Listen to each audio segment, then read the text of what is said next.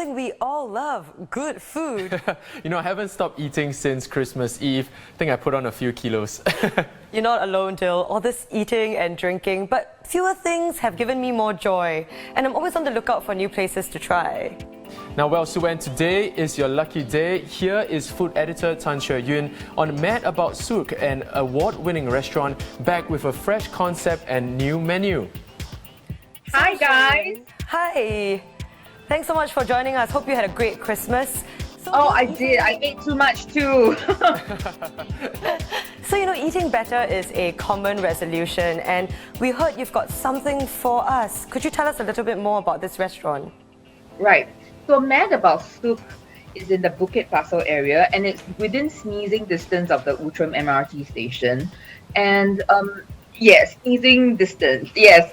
And it's 6 years old, but I've resisted going to that place just simply because of the name, right?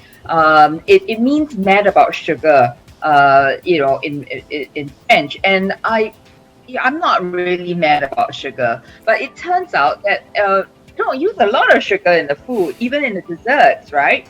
And I think that this is a really good restaurant to go to in the new year when you want to eat clean and eat good tasting food, but also eat healthily. So, the chef, Eric Chan, he doesn't use a lot of salt and doesn't use a lot of sugar in his food. His sister Lina, who is the pastry chef, doesn't sweeten her desserts with a lot of sugar. She uses mainly fruit as a sweetener. So, and if you have, food allergies or intolerances, say you are gluten intolerant or you're lactose intolerant, they will very happily cater to you as well. Wow. Now, Hsueh Yun, I've never been, of course, but if I were to go, what is one thing you say that is a must try? Oh, heavens, you have to order the roasted cauliflower. It is so good. So it's a big chunk of cauliflower, and they kind of roast it. So every part is tender, right? Even in the middle, in the stem, it's tender. And then there are like little bits of charred, edges on the outside.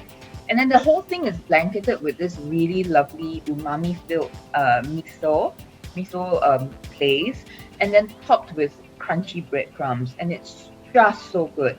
So when I had it, my friend who took the first bite, right? He was chewing and he was saying, "Oh, flavors exploding everywhere," and that's exactly what it's like.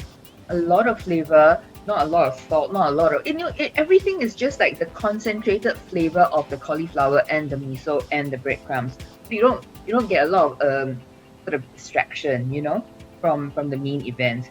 So that is a definite must order. Okay. Sounds delicious. Well, thank you so much, Hsueh Yun. I'll definitely write it down.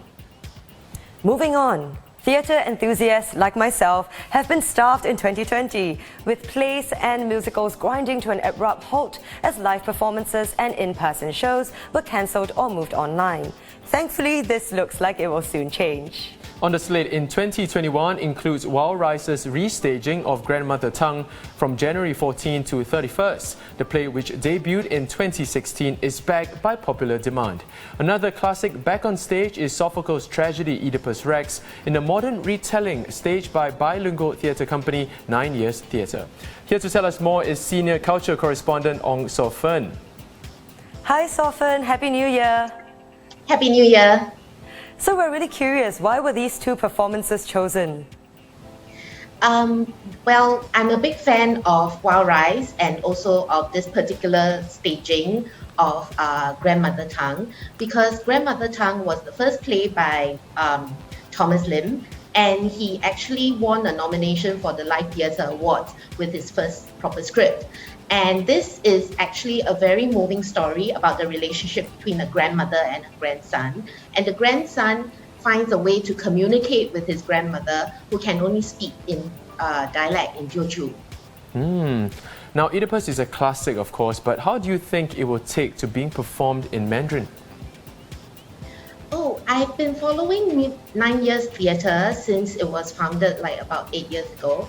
And founder-director Nelson Chia does all the translations himself. And he's translated quite a few Western classics into Mandarin, and he does a really good job with it. So for this one, I'm also looking forward to watching Mia Chi, who is the other co-founder of 9 Years Theatre. She's a great actress, and I think she'll do really, really well as Jocasta, who is Oedipus's mother. Well, personally can't wait to see these on stage, really. Thanks so much, Sor Fern. Like many other things this year, movie releases were also hit hard by the pandemic. Now, many highly anticipated movie releases were delayed to the disappointment of fans everywhere. But on the upside, lots to look forward to in 2021. Here to tell us more is film correspondent John Lui. Hey John, Happy New Year. Happy New Year. Now, John, with all these exciting new releases coming up, could you tell us more about the ones you're most excited about?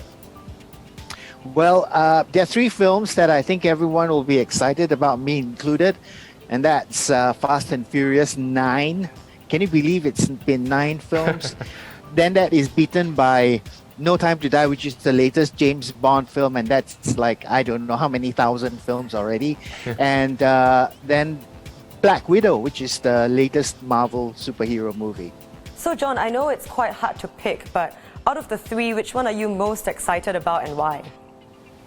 Well, I'm curious about No Time to Die, the James Bond one, because Daniel Craig, who's been wearing the James Bond tuxedo for, I don't know, several films already, this is going to be his last one. I know he said he was going to retire last time, but this could be his last one. This will probably be his last one. So after this movie, who's the next James Bond? I'm curious to know. Thanks so much, John. Very excited to watch it.